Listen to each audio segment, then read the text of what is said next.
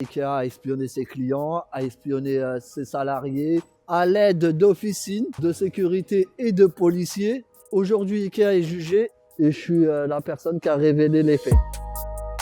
Tout a commencé pour moi vraiment en 2010. On a fait une grève pour une augmentation de salaire.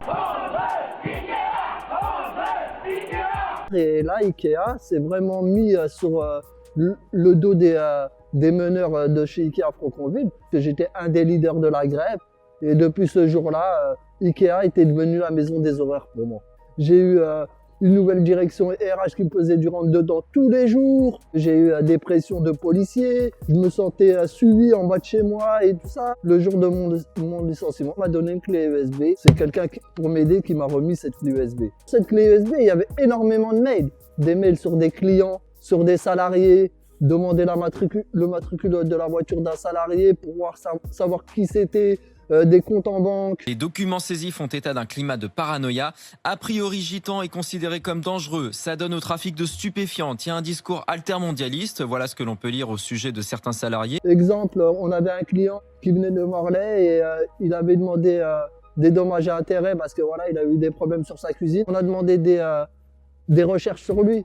Ikea a fait appel à une boîte de sécurité qui a mis des espions au niveau de la caisse et au niveau des RH pour nous espionner, pour remonter tout à la direction. Moi-même, ils m'ont espionné.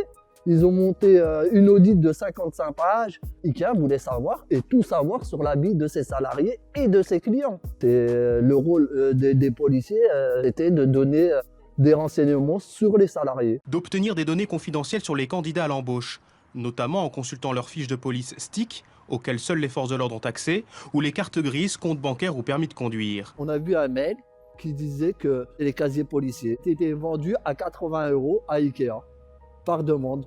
Il y a un policier clairement qui a été clair avec moi, il m'a appelé sur mon portable et m'a demandé si je continuais le syndicalisme. Je lui ai dit oui, il m'a conseillé d'arrêter. Il faisait déjà une enquête sur moi pour harcèlement que Ikea avait monté de toutes pièces. Et la police travaillait directement pour Ikea. Ça nous a fait peur quand on a vu tout ça parce qu'on s'est demandé jusqu'à où ils ont été et jusqu'à où ils peuvent aller. On a eu peur pour nos propres vies. De là, la clé USB, ça a été clair, je l'ai prise. J'ai appelé mes camarades, je leur ai montré ce qu'il y avait dedans. On a été voir les journalistes, on l'a redonné. Un de mes camarades l'a emmené à la justice et voilà, et de là, le procès. Quand ça a éclaté dans la presse, j'étais plus chez Ikea, mais j'avais ma compagne qui était chez Ikea. Et mes camarades, ils ont été très embêtés. Très embêté par la direction. La DRH et l'ancien chef sécurité et toute l'équipe qui était au courant de ça étaient encore dans l'entreprise. Ça veut dire que ces gens-là ont continué à mettre la pression aux gens. Montre que Ikea se croyait intouchable. Quand je l'ai découvert, j'ai eu peur. J'en ai pleuré. C'était affreux. Parce que je me disais que c'était pas possible que ça arrive ça en France. Mais malheureusement, c'est arrivé.